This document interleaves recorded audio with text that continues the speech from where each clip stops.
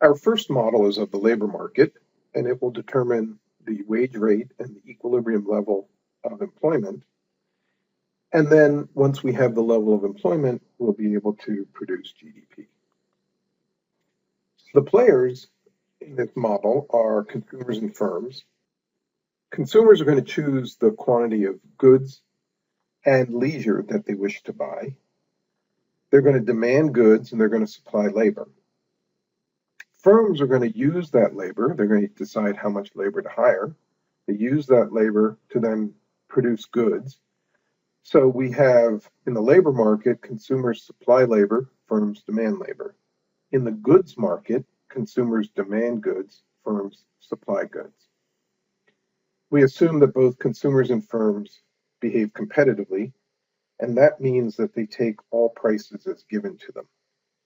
They also optimize. So consumers are going to maximize utility. They're going to make themselves as happy as possible. And firms are going to maximize profits. It's always important to keep straight in your head what the units of measure are.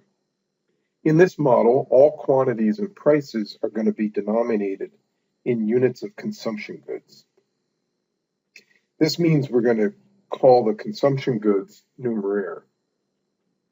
And this choice of numeraire is arbitrary. In the real world, it's usually some nominal measure like dollars or euros or yen. This model, though, is real, and so we're abstracting from all nominal things like inflation. The wage rate, W, is in units of consumption goods per hour. So 1 unit of labor time is going to exchange for W units of consumption goods. A higher wage makes leisure more expensive. So buying an extra unit of leisure requires sacrificing more consumption. Now, the economy is static, so it's just going to last for one period, and then next period's just going to repeat the same thing over and over. So there's no connection between time periods in this model. There are two goods. One is this consumption good, capital C, and the other is leisure, L. So C is an aggregate of all the different consumption goods that are produced.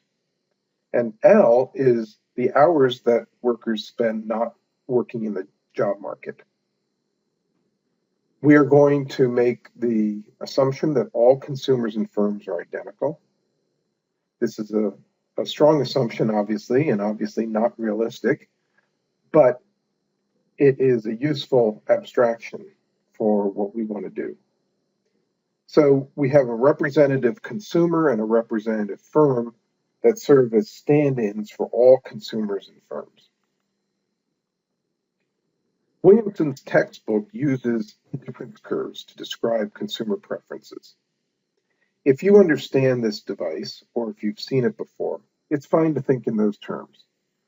But you don't have to think in those terms, and I'm not going to use indifference curves. Instead, I'm going to rely on logical arguments for the choices that consumers make. We do, however, need some properties of these preferences. So consumer preferences are going to depend on consumption of goods, C, and consumption of leisure, L. And the utility function will be described by this U of CL. The combination C star L star is what we would call a consumption bundle. Preferences are going to have three important properties. The first is that more is always preferred to less. The second is the consumer likes diversity in the consumption bundle. In other words, they're not going to want to choose a point where, say, there are no consumption of goods, but lots of leisure, or vice versa. And a very important assumption is that both consumption and leisure are normal goods.